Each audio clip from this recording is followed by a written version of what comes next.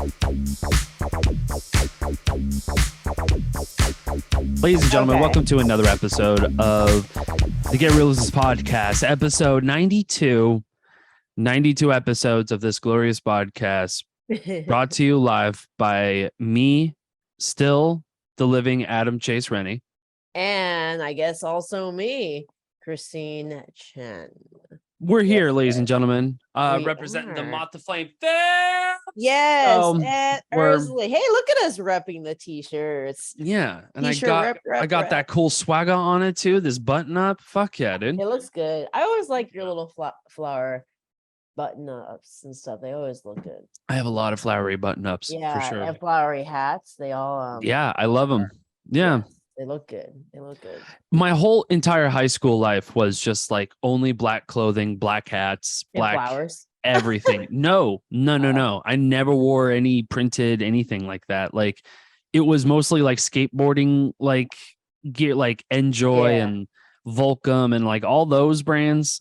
Yeah. At least, you know, when it was popular at the time. It was all black and white though. And they costed like $20 per t-shirt. Weren't you from Hawaii? Isn't that like a thing that you wear flowery shirts? Well, yeah, but I'm not like I was technically born in my family's from Hawaii, but I was actually born in Pleasanton, but in California. But I've always worn, I go to my main family all the time, and I've always worn flowery shirts, but only there. I never wore it outside of here because I was just always embarrassed. I was like, I didn't want to wear. Oh no, you shouldn't be.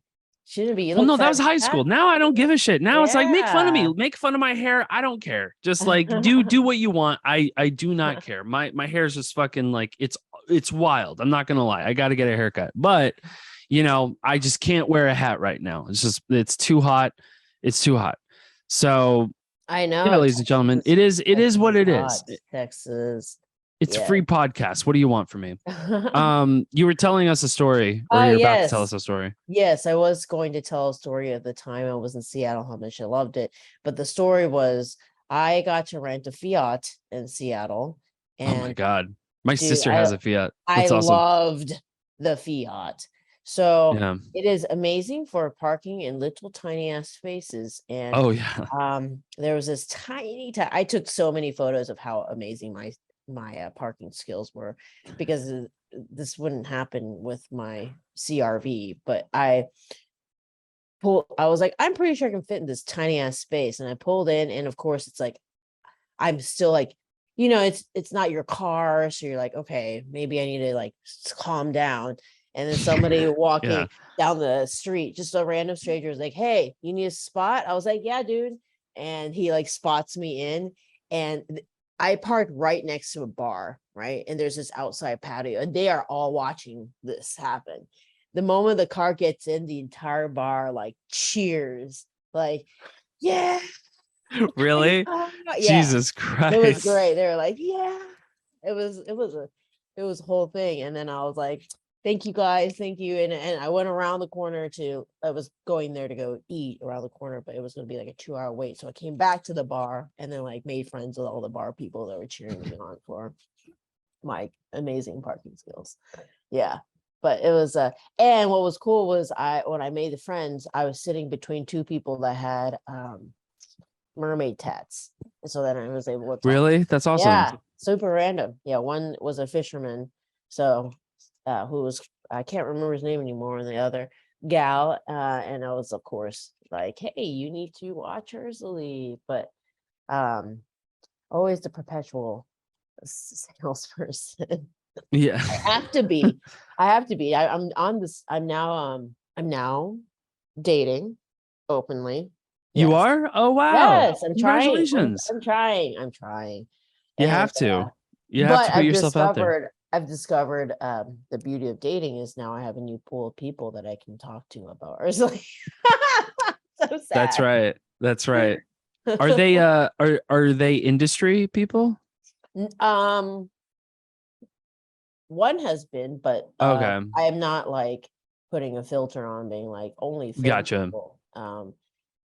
And so maybe my luck will be better if it's not actors all the time. So. Yeah. No offense, sorry. It doesn't necessarily have to be actors, but yeah, no, I do understand what you're saying. Yeah. All my actor buddies, you guys are all yeah, y'all are a you guys different are all breed. fucked up. Yeah. In a good way. In a very good way. Helpless and well, we all are. I mean, come on. Can't make commitments of any sort. Yeah. But it's fine. I love you all. Can't make plans. I've had this conversation yesterday. I had the same conversation with Layla. She's here as well for the Urzile premiere. Sorry, I guess it is a premiere in Dallas. So all you Dallas folks, please come and watch it tonight. And it's you guys can all make it. I know, because it's at 10 p.m. I mean, it's the last screening. Oh yeah, it's late. So that's 12 hours from now, almost. Yeah, 10 p.m. So it's it's the closing night film, and I'm hoping to see some nice, cool faces and stuff. But yeah, no, it's at the Angelica Film Center in the Mockingbird area. I guess that's what it's called. But yeah, our lead actress Layla, who plays Urzile, will also be there. And yeah, her and I watched a very nice movie yesterday called Dealing with Dad, directed by Tom Huang, I think is his last name. And I was talking to one of the lead actors, and give me a sec, I can pull up. I'll know his first name is Hayden, but I can't remember his last name. But we were basically saying like, oh yeah, like all actors are pretty fucked up. And then I gave them my theory, which will probably get me in trouble on here, of how dating an actor is like. Should I say it or like? Listen, this is a free podcast, ladies and gentlemen. Yeah, so podcast. this is who we are. This is how natural we just we bring it and stuff. So if we want to talk shit, we talk shit. I'm gonna totally talk shit. So I said, dating an actor is like dating a stripper. Sorry, but not. Well, it's because they're all trying to like get people to like you, and that's all you care about. And so you don't even know if you like the other person, I think, for the most part. And so you're just like always trying to, it's like you're always trying to sell yourself. And the only difference is strippers actually make money. Ha ha ha ha. Damn. Yeah. I have lots of actor buddies, so they know I'm just we love our actor friends. Peace and love, everybody. Come on. Yeah, I'm not wrong. Y'all have a lot of You're baggage. Not wrong. You guys are all messed up mentally. We love our actors. We love our actors. Yeah. Yeah. It's all fun and games, but I know. I do see your point though. I do 100% see your point. I too have dated an actor, and I've sort of drawn a little bit of connection. I mean, like, it was only like 4 or 5 dates, but she was cool. Like I dug her, but she was definitely like in the beat of her own drum, if you know what I mean. Like, she was very much just like, yeah, and I gotta, which is great. Like, you gotta live your life and shit like that. But now I can say this because I have many friends who are actors, and I say this with lots of love. Yes, no, for sure. For sure. I mean, there's a reason I end up randomly dating. I was almost a stripper once, so Terry says I was almost a stripper once, so it goes the same lines. Yeah, no, Terry, you got to do what you got to do. You know what I'm saying? Like, and I've dated some actors, so I have the right to say this. Right? Yeah. You guys are just all effing charming, but it's for a reason, or you don't know if it's for a reason or not. And sometimes I don't think I think you guys so used to having to be so charming that's now completely natural, whether you really mean it or not, so, and no, people can't decipher it, and you guys have a shit ton of baggage. Yeah. So, but it's all good. I mean, like, it's hard. Being an actor is hard, because you have to emote. And actually, Layla, and so the talent that I was hanging out with. His name is Hayden Zeto or Seto. He's Canadian, but he's been in like Arrested Development and some bigger things. And we were chatting about how, hey, actually actors are probably the least fucked up. They may seem most fucked up because they have to air their baggage, and their baggage becomes their inspiration. So they're very self-aware of their baggage and go to therapy and all that stuff. So that makes them even more healthier than normal people. Because the reason why they seem crazy is because they actually are aware and it's out in the world, and normal people just stuff it down until it becomes a different. But that's inherently unhealthy too. Yeah. Instead, they shoot up schools, like different.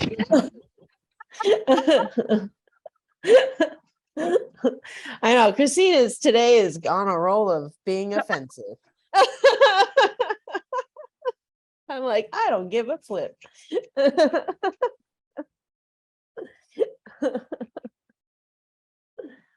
Yeah. So it's true. I'm just saying. People need therapy. Jesus Christ.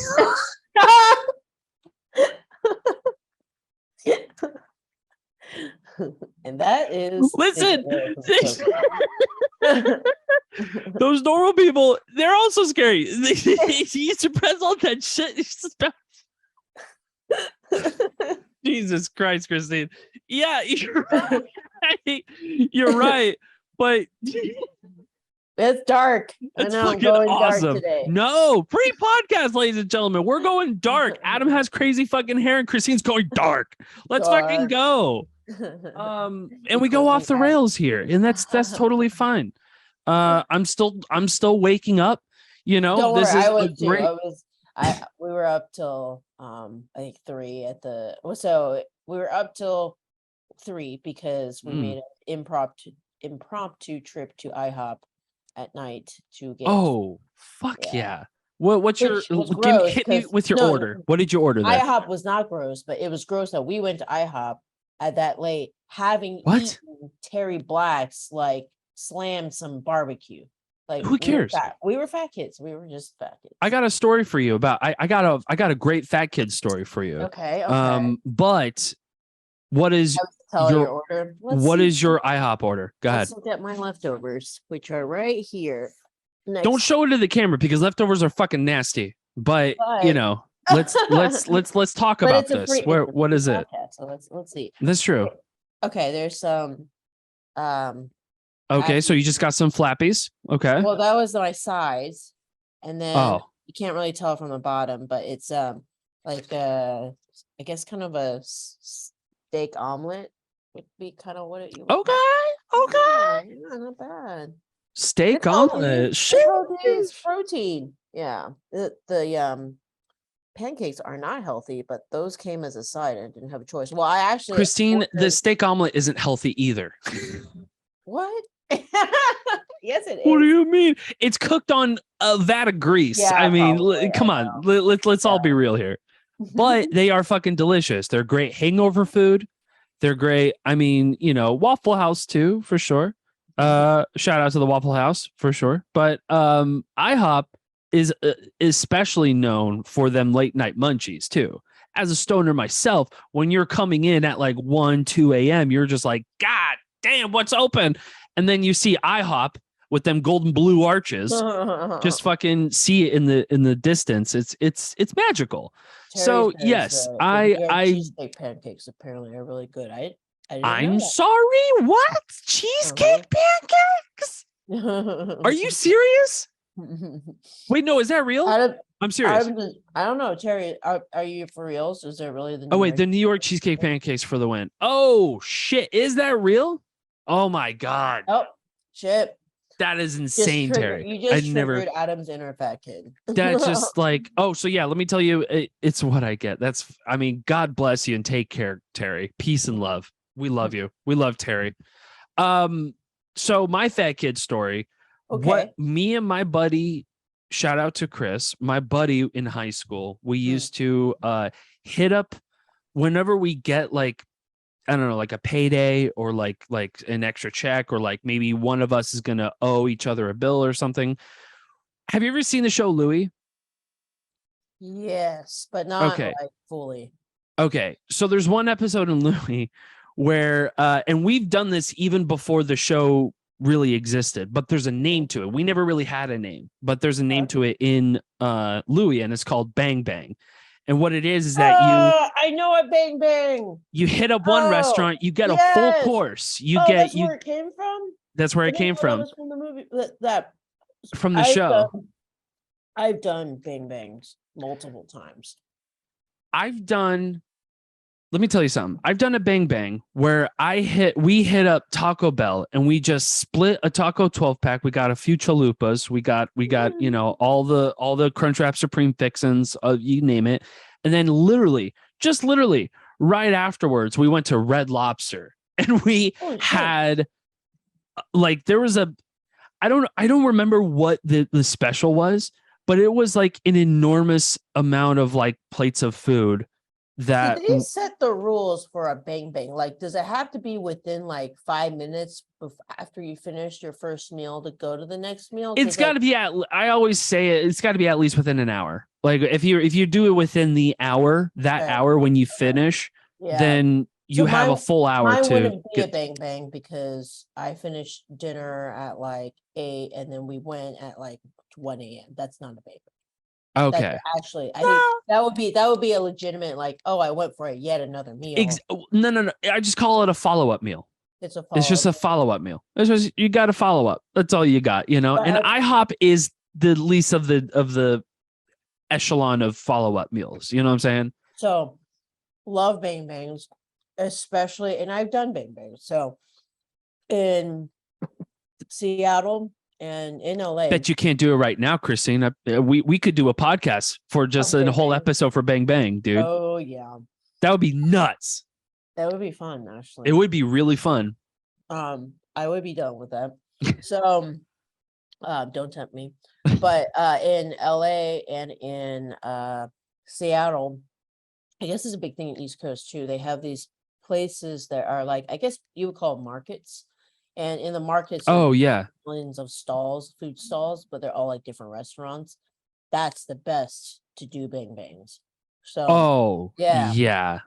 So it's walking distance. You just, did a Bang Bang like on, was it Thursday or Friday? I can't remember, with my really good friend.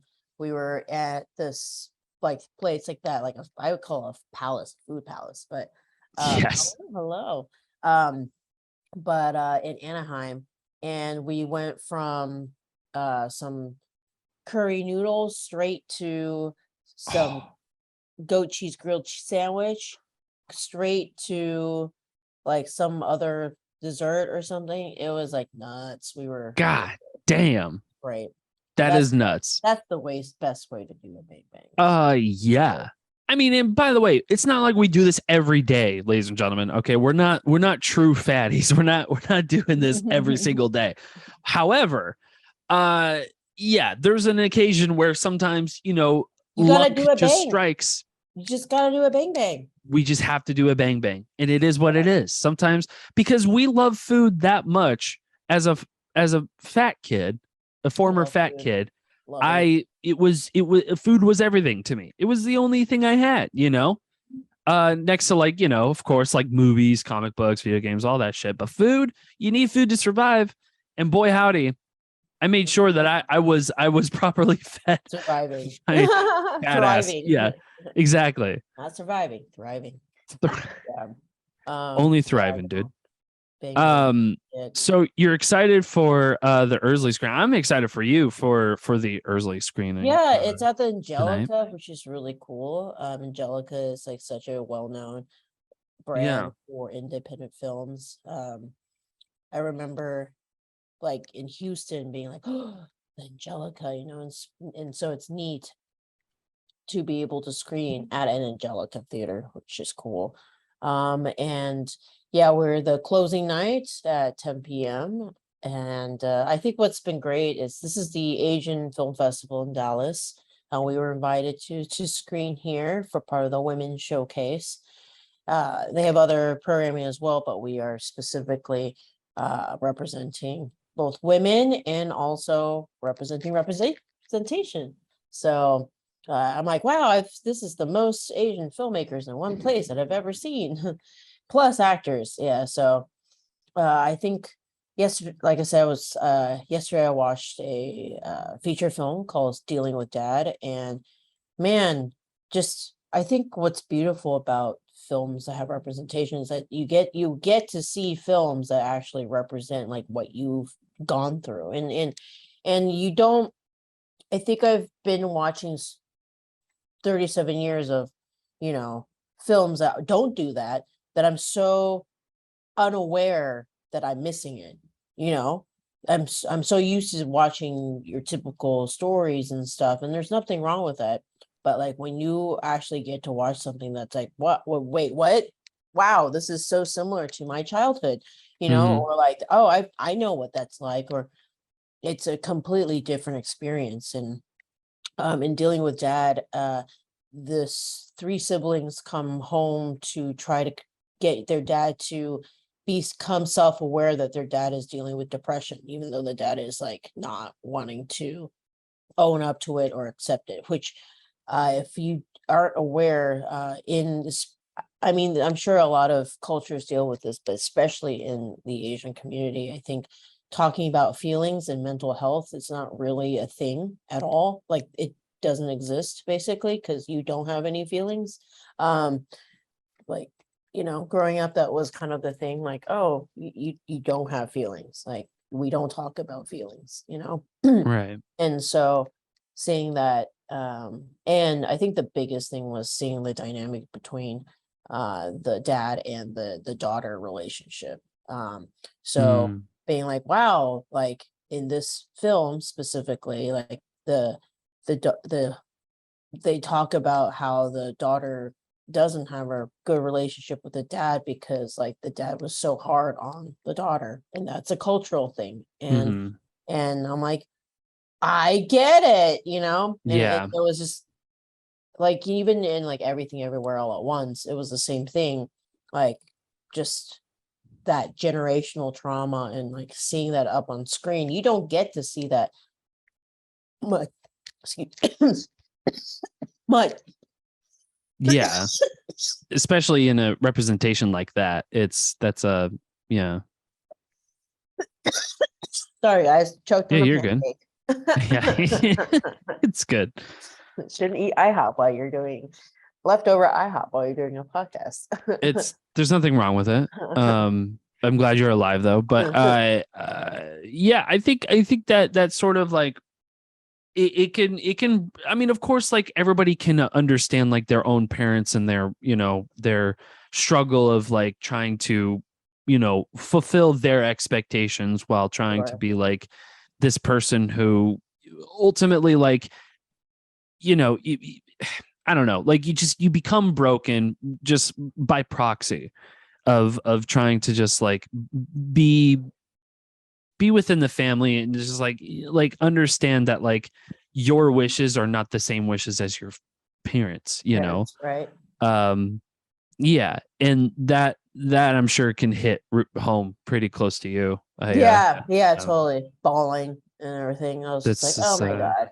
But it's just I don't know, just it's refreshing to be able to see content that reflects your childhood and reflects the unique situations that you deal with in your culture. So that's what the film festival has been amazing about. And what's interesting is that like when I was starting off as a filmmaker, I think I had this big guttural like, hey, I don't have to make Asian films, or like I don't want to just make it. And I still feel that way, but I am coming to appreciate more and more what it means to make films that have Asian, that represent my culture, and why that is such a big deal. Yes, the Asian father-daughter relationship is tough, extremely. And I'm realizing like why there needs to be more content like that, and that yes, though I shouldn't have to be pigeonholed to make content like that. No Asian filmmaker should be, but we are the only ones that have that actual real life experience that would allow us to tell authentic stories, you know. So because of that reason, it makes sense that we should talk about it, because it isn't represented on screen very much. So it's been amazing these past few years seeing so much more Asian content out there in more mainstream media, which again, I like to talk about mainstream media and how it takes filmmakers stepping out to tell these non-mainstream, you know, topics to make it mainstream. And I mean, part of the thing with Ursula, that was such a, you know, that I talk about a lot, is that, like, not just, and not to call, and I understand, and I'm not saying any of this stuff to be like, oh, distributors suck, you know, type thing. Like, hey, we need distributors. But it is a business, right? And I understand that a lot of work goes into marketing films and making them available and getting the public to, man, if you've ever just planned a screening or gotten a group of people to go to something, it is really hard. Like, you can put all the millions of posts on Facebook and people still won't show up. Like, it is so hard to get people off their couches to go do something, you know? Yeah. And it takes a lot of time, hence money and effort to do that. So that is what distributors are up against. And so it is a lot more economical for them to market something that they have proven how to market, or they figured out how to market. And usually it's stuff that is very absolute and specific. So it knows exactly what it is. For example, that you look at something like Halloween, you're like, that is a horror film. Yeah. You don't go, well, I think it's a horror film with mixed in with like some, you know, fantasy or something. Like, sure, it's very obvious, and there is a literal way and a through many years of marketing of how you market a horror film, right? Or a rom-com, you know, there is a specific way that's proven to market a rom-com. And I'm saying this because my film is a thriller, fantasy, adventure, LGBTQIA, and diversity in front of the screen, you know, first Black mermaid film. And that is freaking scary to distributors. Like, they don't know what to do with that, you know, because yeah, which is crazy, because you think it markets for itself. Sure. And so just by that alone, I get distributors telling me like, hey, you need to make, if you want to be successful in this industry, you need to make stuff that's more mainstream. And my argument, it has always been like, the reason certain things are mainstream is because someone made them mainstream. Exactly. Right? Yeah. So if people are so scared of not creating content that isn't mainstream, there would never be new stories. There would never be change in the industry. Yeah, it would just be the same shit every year. Same shit all the time, and then people will complain. Why is it all the same shit all the time? Right. Why is Netflix is all the same shit? Yeah. Why is this a remake of this film, but with a, you know, person of color, you know, a non-white person, you know, like, but because it's easy. Because it just has a built-in audience. It's a built-in audience. Yeah. You know, it's already hard marketing an easy film, you know? So that's why they do that, you know? So, and I'm saying all this because it's like, it's neat to be able to be at a festival like the Asian Film Festival and see content that is not mainstream, and and hope that with more content like that available, and people actually going to watch it, that it will push it into mainstream media. I mean, Asians in films have literally in the last few years seen a surge, you know? Yeah. Oh, thanks, Virgil. Thank you. I appreciate it. He's talking about I had a red jumpsuit, and apparently it was you had it on Instagram, right? Yes. It's awesome. I think people are always surprised when I clean up nicely. Oh no, you look great. You look on awesome. set. On set I'm like sweaty and not in the best disposition because I'm stressed out. So but yeah, no, you can look the part, you can dress the part 100%. You show up. I show up. Yeah, but to go back to Asian representation in cinema, I feel like like you're right, it is getting better. But in the last, what was it? It would say, so they said the reason why Crazy Rich Asians was such a thing was because that was 10 years after Joy Luck Club, right? All Asian passed, right? So so then like that made a lot of money, and so then like distributors were like, well, shit, like that made a lot of money, therefore that's a proven market. And then there's became an Asian Marvel, because now people are like, oh, well, and to be fair, Shang-Chi was always a Marvel character, like even back in the 70s. Yeah, but in a cinematic representation, now it is, which is crazy. I know, it's crazy. And it's funny, it's like it seems so obvious. You're like, guys, like the majority of the population in the world are Asian. That there should be more content there, but it's not. That's also not fair, because it's like, but Hollywood is, like even in Asia, it's like not necessarily Asian people want to watch Asian people either. Like they all also want to watch like Hollywood. You would think that like people like distributors are also at maybe one time, or maybe not at all, but have an appreciation for filmmakers, instead of just like, hey, I only want to invest in stories that is just going to make me money. So how about you participate in something that's more mainstream? You would think that. The problem is, this is, even though I know we're here to tell a good story, like you're there to invest on a good story. Right.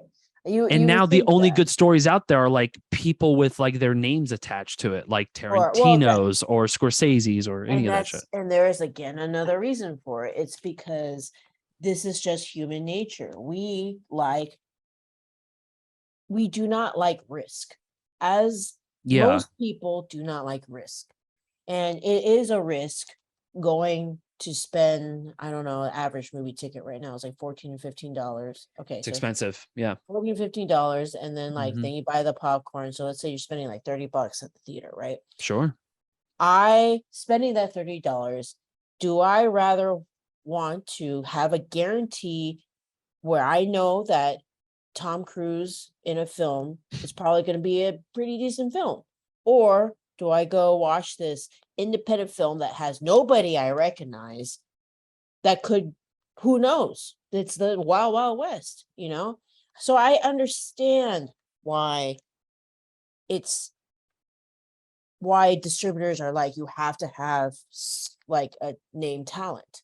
Yes, we're conditioned for survival and access. Yes, and fear for the unknown. We are literally conditioned to fear the unknown. So the person who it takes a certain someone to be able to go to a film festival or go to a theater and be like, I'm going to take a risk on that independent film and watch it. Right? Yeah.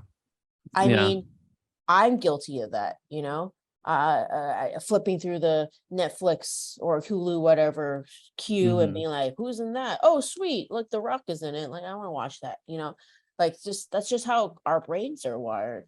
And so it perpetuates this problem, or it's not a problem. It perpetuates this what would you call it, pattern of I see what you're saying. People distributors are like, you can only sell your film if you have this list of tiny ass A-list actors, because demand, people always watch these type of films with these people, and then like it keeps being a proven thing. So then like films keep doing that, right? So it takes, that outlier, that one independent film that like does really well, and distributors are like, oh shit, let's copy that. And it's not even like let's support independent films in general, it's let's copy that particular independent film, that because that model somehow works, and then you get weird sequels that weren't supposed to be that way, yeah that nobody asked for. That nobody asked for, because that's how business is. There's so much risk, monetary, time, resources that go into making a film and promoting and marketing a film, that you want to be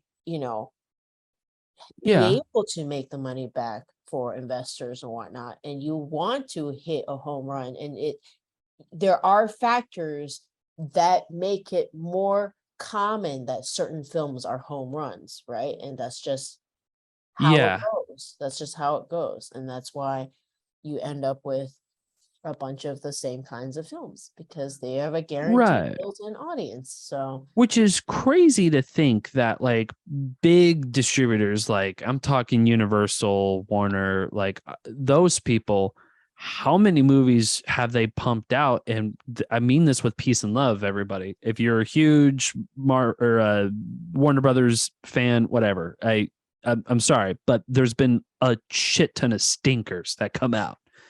And you'd be surprised how many times movies like that get made while undermining all the other original fucking rad shit that's happening underneath the whole, cinema iceberg, if you will. You're not engaging with that, but you're engaging with the shittiest content that's right in front of you, right there. Right, because they have marketing budgets to put that shitty content in front of you. But then wouldn't that same logic apply to those distributors then? Well, that's the thing. They are following a plan that they've been able to perfect with the many years of the same kind of shitty content they've put out. So at least they know what to expect, right? Like going through this process, like even with Ursley, they market it like a horror film, even though I don't really think Ursley had horror components, but it is not a horror film in my opinion. But that's how they've marketed, because that's the way, and there is an actual process for that. Free knowledge, guys, before the film comes out, they get a horror type log of some sort.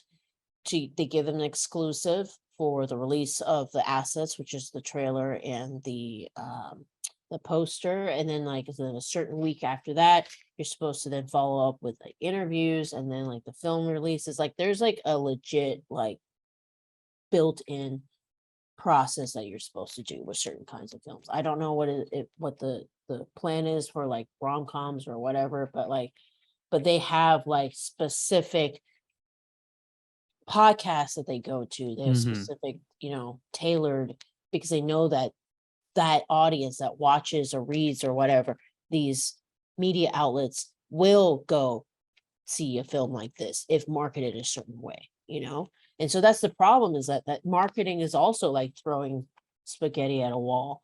You just don't know what clicks for people, right?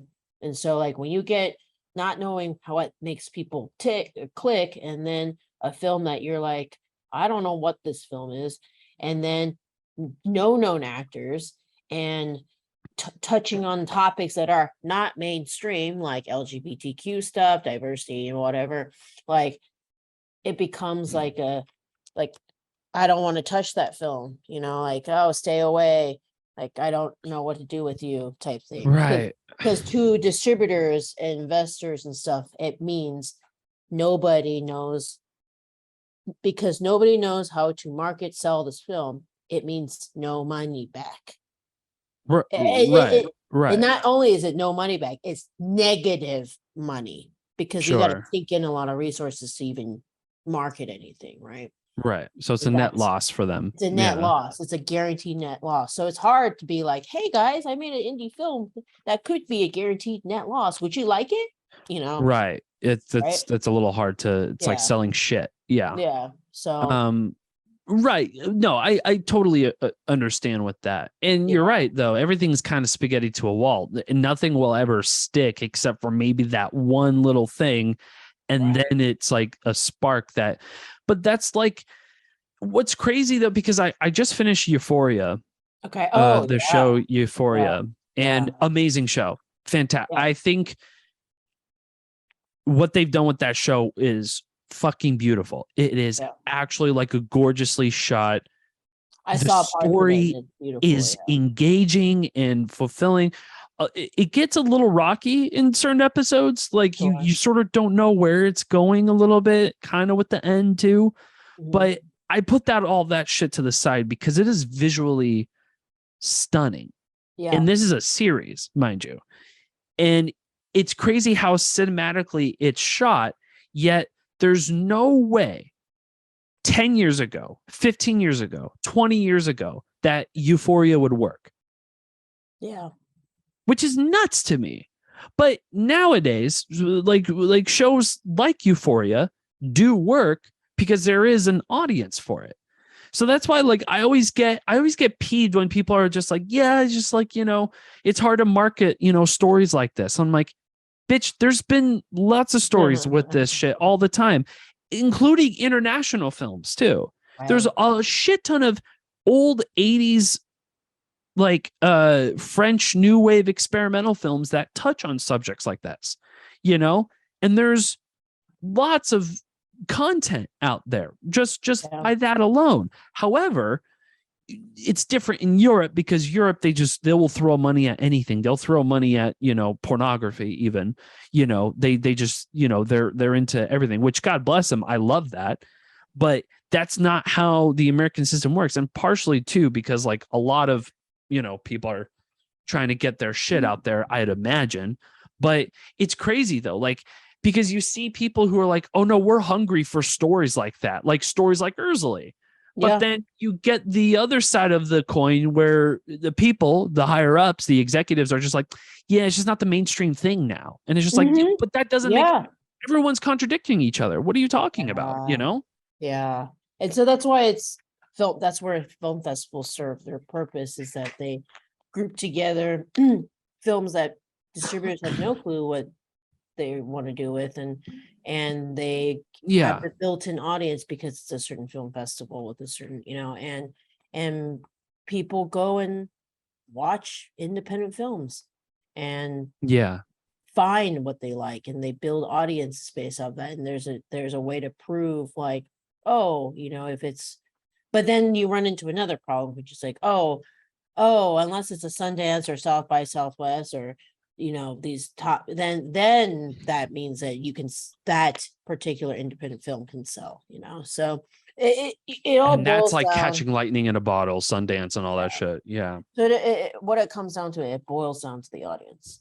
And so word of mouth and everything. That's why I have accrued this mileage that Marie Maley has mentioned. Oh, hi, Jax. So where it's like, I have gone to go see the audiences and everything and meet people and everything, because audience is what's going to make a difference, right? The audience is who is going to go and it takes, like I said, it takes a special audience to be able to take a risk on your independent, nobody in the star top A-list, whatever, film, right? And so for that, I appreciate all of especially the merfolk community who will come out to see Ursula, but everybody who's come and showed up and supported, because only you guys can make stuff like this mainstream, right?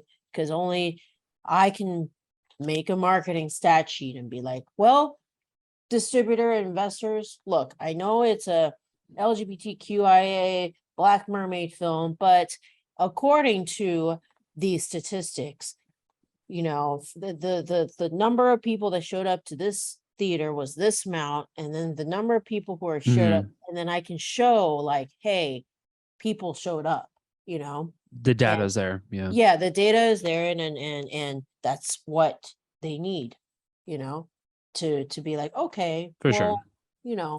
Yeah. So what's the conclusion? The conclusion is go support independent films.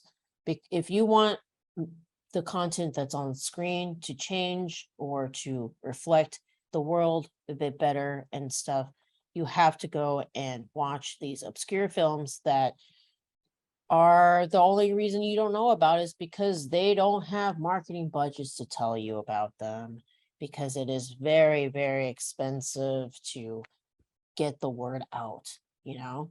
Like I'm like driving down the streets of LA, and I'm like seeing all these billboards for like everything, and I'm competing with that, you know. I'm competing with people with projects that do have marketing money that can buy 10 billboards on Sunset Boulevard and digital, you know, social media, everything everywhere and stuff like that. That's what we're competing with. And the only thing that I can do is show up and go to these festivals and talk about the film and meet the audience and hope that that's enough to make a difference for people to care, you know, to tell other people. So so yeah. So support independent films, come to, you know, festivals like the Asian Film Festival of Dallas, come see our Ursley film at 10 p.m. Tell your friends, spread the word, you know, suggest a film. Sure, if your friend is like, but you know, no, there's nobody I know it's in it. But that's Tom Cruise wasn't a somebody all the time. Right. You know? Some of these big stars were not somebody's once, too. And somebody took a chance on watching them and they were amazing, and now they're somebody, and that's just how it goes. So but it takes people to believe in you, you know, to make it. So yeah, it does. And this is for the love of storytelling too. And the fact that film is probably one of, in my humble opinion, arguably my opinion, that it's one of the best mediums of storytelling, truly, because you got the visual, you got the audio, you got both of those worlds, you know, meshing together and creating something that's fucking yours ultimately. Yeah. You know, and that's that's why, like, I always get confused whenever, and there's nothing against people who are just like, I'm just not into movies, like I can't sit for longer than 30 minutes, like I'm not fine. Yeah. Well, that's the problem though. You probably are. That's my argument. You probably are. You just haven't found the right movie for you. You just have not found the right movie for you. That's it. Right. But because you're on Netflix and you're like, oh, I hate Tom Cruise. Oh, I hate Chris Pratt. Oh, I hate all this shit. I don't want to, you know, it's like, then how about you move away from that? Move away from that and go explore other shit that all you need to do. What I love doing is going on Reddit and seeing like so many people like on the film subreddit, like, have you guys seen this movie? Came out in like the 60s. It's like a French film. And it's like a zombie that takes over the world or some shit like that. You know, it's just like, yeah, that's what community is built on. It is the experience of, oh, I just found a movie that, you know, whether or not it's American or whatever, you found it and it's yours. You know what I mean? Like, it's hard to say that Top Gun Maverick is my film, right? Because it's a good film though. It's a fantastic film. I loved it. Well done. I loved it. I'm a huge Top Gun fan and shit like that. But the problem is that like when you watch a film like that, everybody will have that same experience. Well, maybe not the same, but similar experiences. However, when you discover a film that, or not even just discover, just find a film that is just sort of like just comes out of nowhere. It's like finding a great treasure hunting. Go treasure hunting. It's like finding a great book, you know, it's like finding a great piece of music. And you're just like, how is it that nobody has seen this or nobody has heard this? Like, this is nuts. I have to tell this to the fucking world and shit. Yeah. You know, and that's the beauty of film. So whenever somebody wants to tell me they're just like, oh, there's just no good films out there, or I just hate films, I just hate movies. It's like, you know, no, they are out there. You're not looking hard enough. And there's always going to be a film for you. Always, no matter what. And you'd be surprised too, because sometimes you'll find something that's like from the 60s or 70s that you can somehow relate to or whatever. And then you're just like, oh, fuck. How come stories? Yeah, it's stories, it's human experience. And there is it's the human experience. Yes. From so many different types of people. And that's what's cool, is that you should be asking, why isn't this mainstream media, instead of saying, like, oh, you know, like, we should be making, why isn't it? You know, why? And marketing is probably the biggest culprit. It's marketing. It's marketing. You know, yeah, it's like alcohol. Like, why? I mean, yes, certain things, there's a reason why it's top shelf, but there are certain things that are top shelf and maybe the middle shelf, and you put them side by side, do a blind taste test, and they both are great. What stands apart from one or the other, and the price is the price tag and the marketing. So, you got to go and do the taste test yourself and discover it for yourself, basically. So yeah, and it is a hefty like commitment of time and money to just fork over $15 for a movie ticket. It is. Yeah, it truly is. This is a good question. I'm not sure. Yeah, so Virgil says, if not marketed as a horror film, what would you have marketed as? Oh, for Ursley? Yeah. So I feel like maybe like an adventure film, like however Goonies was. I don't know how Goonies was. I call it action. Well, yeah, I call it adventure. Yeah, adventure action. Yeah, action adventure. Yeah, because I think like horror gives it. People assume if it's horror, that's like super. Well, because the first thing I think of when I think of horror is jump scares. That's the first thing I think of is jump scares, gore. Gore. I think of gore too. And thriller. Yeah, thriller. Right. Yeah. Yeah. Yeah, I would think gore, and like whenever I think, and maybe it's like, yeah, definitely suspense for sure. Yeah, I just think like horror is just, maybe horror is just super broad now, but like it just, whenever I think of horror, I'm like, oh, gore, you know. So yeah, adventure fantasy for sure. That's what we've been trying to push, and like, this is an adventure fantasy thriller film, because when people see horror, I think especially like people like me who don't like gore and stuff, and I love it, and give it to me, it immediately like puts me off, and I'm like, oh, I don't watch that. It's like probably got a gore and stuff, and when it's not, you know. So that's why I'm like, I don't know if I would have marketed it as horror. So yeah, like, these are great. So, yeah, thriller, adventure, fantasy. Because like I don't know, like I kind of like to think of it as like, you know, it's a better, like more kind of adventurous version of Sisterhood of the Traveling Pants, but not that though. But it's not that. Yeah. It transcends that into a further beyond, in my humble opinion. But I do understand though that like nowadays people have a huge broad spectrum of what horror really is. Mermaid Mally says a bit of multiple genre all come together to make this awesome film. Yes, 100%. Yes, that's what it is.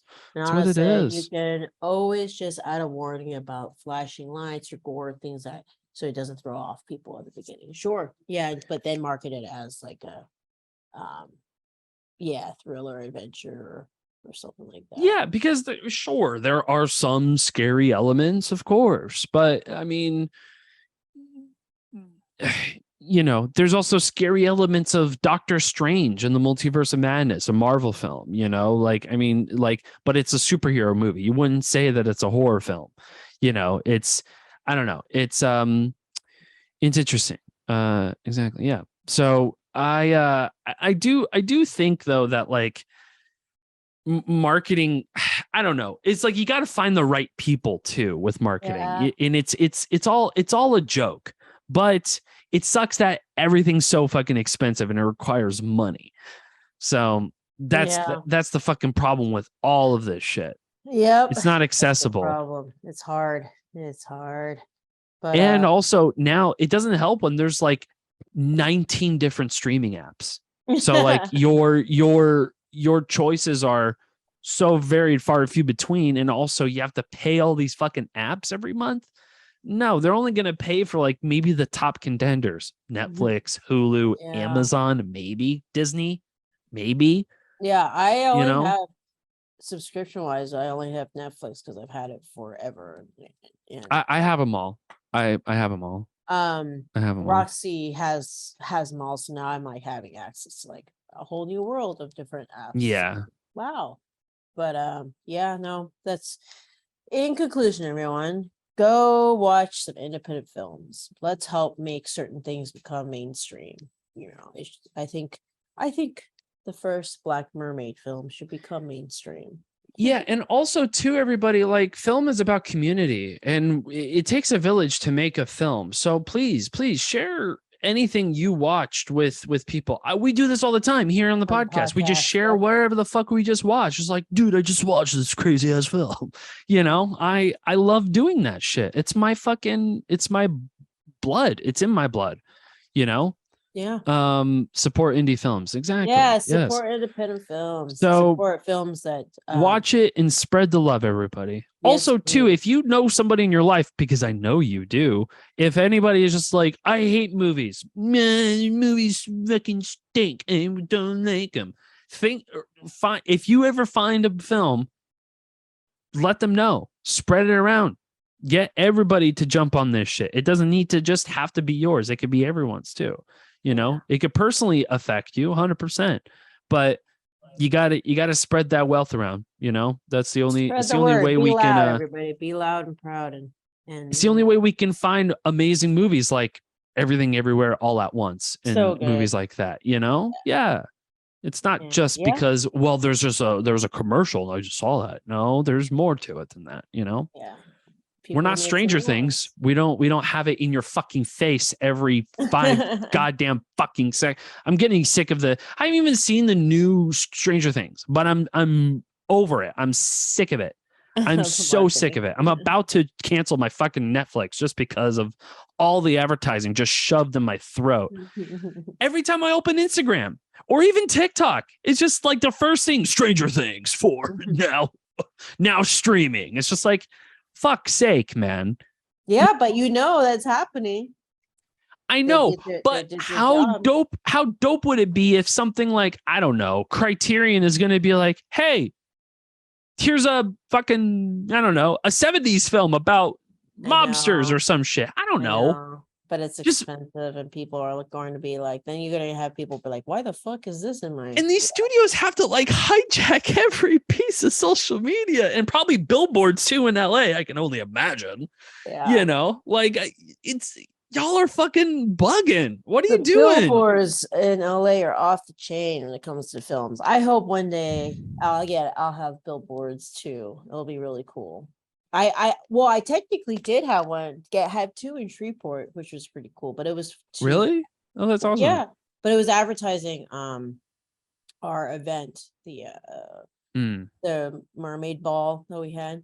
Yeah, so Mermaid Masquerade. Yes. But hopefully... The Arctic Tale says like it's good, but at this point you don't need it. Yeah, it's overkill. 100%.